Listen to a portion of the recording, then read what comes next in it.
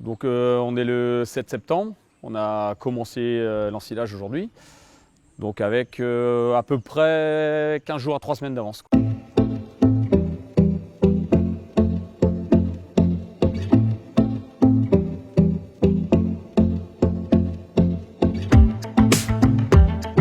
Donc on a manqué vraiment d'eau au mois de juillet, au moment de la floraison.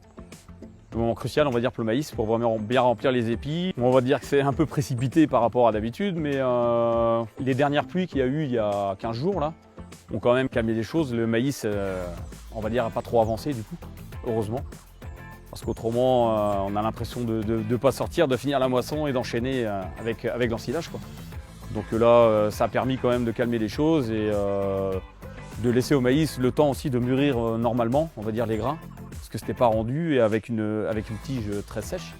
Donc c'est pas forcément l'idéal au niveau de la qualité, quoi, pour l'ensilage. Donc avec, on va dire, très peu d'amidon, beaucoup de cellulose, un maïs peu digestible et pas laitier, quoi. Donc globalement, il y a quand même du grain. C'est pas si mal que ça. Donc ce qu'on recherche surtout à la récolte, c'est qu'il soit vraiment bien éclaté, avec une coupe régulière et homogène, quoi. Donc là c'est le cas, ça remplit le critère, on va dire, pour avoir une bonne base pour la ration, quoi, des laitières.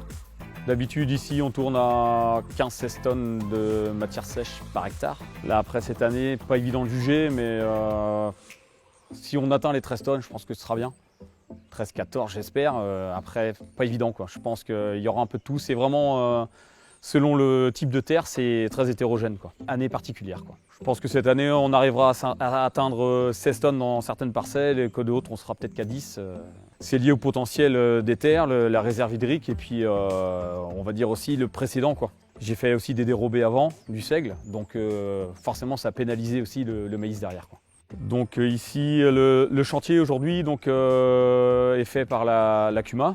Donc je suis adhérent. Donc on a les 2 chauffeurs, machine et tracteur tasseur. Et autrement en trade avec un collègue sur un autre tracteur et mon neveu sur un autre et moi-même.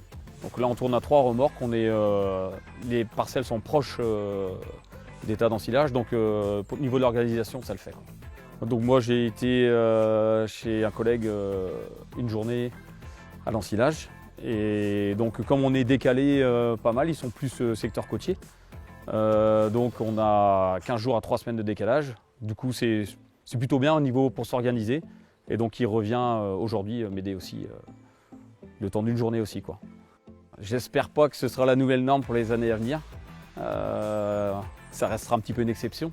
Le chaud, je pense qu'on peut s'y préparer, on aura du chaud. Si on a de l'eau, je vois pas, ce ne sera pas vraiment le problème.